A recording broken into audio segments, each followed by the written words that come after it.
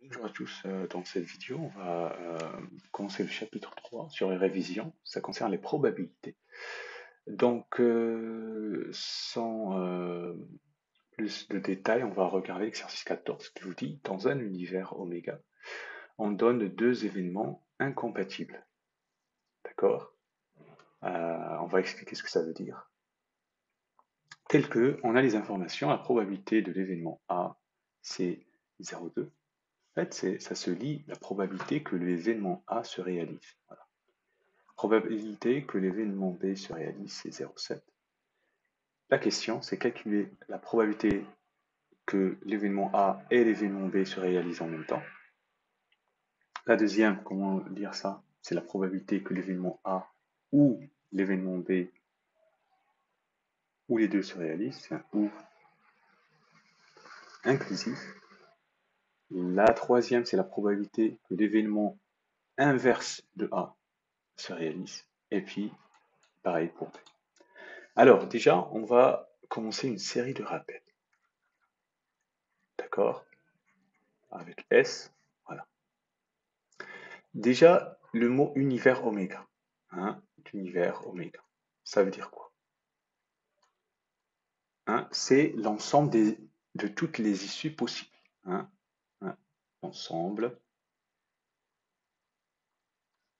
de toutes les issues possibles. Possibles. D'accord? C'est comme si vous lancez un dé, voilà, les possibilités pour un dé équilibré, c'est 1, 2, 3, 4, 5, 6. Bien sûr, un dé à 6 faces. Voilà. Mais si je considère un événement, c'est quoi un événement? Un événement, c'est quoi? C'est une possibilité parmi l'ensemble des issues possibles, par exemple. Un événement, c'est voilà, un cas particulier, un sous-ensemble. C'est un sous-ensemble de oméga. Voilà. D'accord? Alors, donc, maintenant, la troisième chose, qu'est-ce que ça veut dire deux événements incompatibles? A et B incompatibles. A et B incompatibles signifie qu'ils ne peuvent pas se réaliser en même temps. Ça veut dire la probabilité qu'ils fassent jour et nuit en même temps. J'ai parlé de probabilité, c'est une probabilité égale 0. Mais qu'est-ce que je peux dire sur l'événement A et B se réalisent en même temps? C'est l'événement impossible. C'est l'ensemble vide. Voilà. D'accord? Donc, deux événements sont incompatibles si euh, l'événement A se réalise et l'événement B se réalise, c'est impossible. Donc, c'est l'ensemble vide. Et le troisième rappel, celui-là sur incompatible, et dans ce cas-là, et dans ce cas, pour ne pas, dans ce cas, la probabilité de A inter B, c'est 0. Parce que la probabilité de l'événement ensemble vide, c'est égal à 0. D'accord?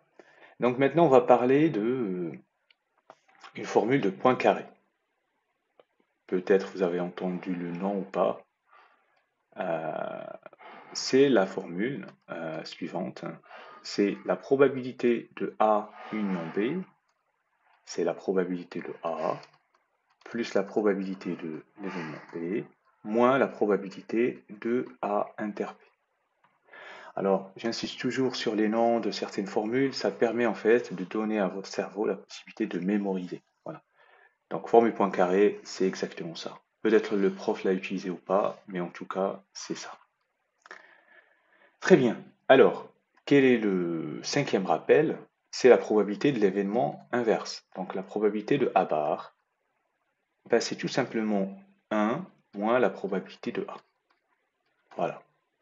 Et c'est très simple parce que, pourquoi? Quand vous avez un univers oméga, ça c'est le total, vous savez que la probabilité de oméga, c'est l'événement certain, c'est 1. Et si vous prenez un petit événement A ici, et A bar, c'est tout le reste, vous voyez? A bar. Et bien, si vous voulez, A bar, événement, c'est oméga, et auquel on enlève A. Et pour ça, qu'on a P de A bar, c'est P de oméga moins P de A. Mais P de oméga, c'est 1. D'accord? Ça, c'est 1. Donc, moins P de A. Voilà. Alors, on va décaler cet exercice si on a le temps. Alors maintenant, je pense qu'on a fait le tour de tous les rappels. On va maintenant enchaîner avec l'exercice. Allez, c'est parti. Donc, la première question. Donc, on veut P de A inter P. Eh bien, écoutez, ça fait 0, car A et B incompatibles. Voilà. Gardez vraiment cette idée du fait que deux événements incompatibles, ils ne peuvent pas se réaliser en même temps. Voilà. Alors, deuxième chose, c'est P de A union B. Donc, ça dépend de votre prof,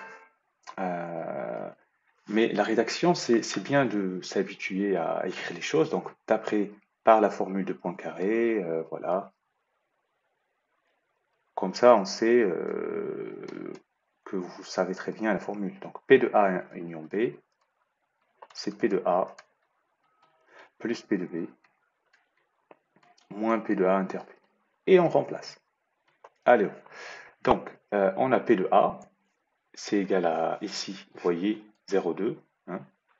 P de A, donc c'est 0,2, plus P de B, c'est 0,7. Le P de A inter B, on vient de voir, ici, c'est 0. Donc ça fait 0,9. Génial. OK. Maintenant, ils veulent P de A bar. Alors, P de A bar, la formule, c'est 1 moins P de A. Donc, c'est 1 moins 0,2. Et donc, ça fait 1, 0,8. Ça, c'est P de A bar. OK. Si je veux P de B bar, c'est pareil. C'est 1 moins P de B. C'est 1 moins 0,7. Et ça fait 0,3. P de B bar. Voilà, voilà. Donc, c'était un ensemble de rappels vraiment court mais efficace. On aura le temps de rappeler d'autres choses. La prochaine fois, on verra l'exercice 15 de la fiche de révision. Voilà, bon courage.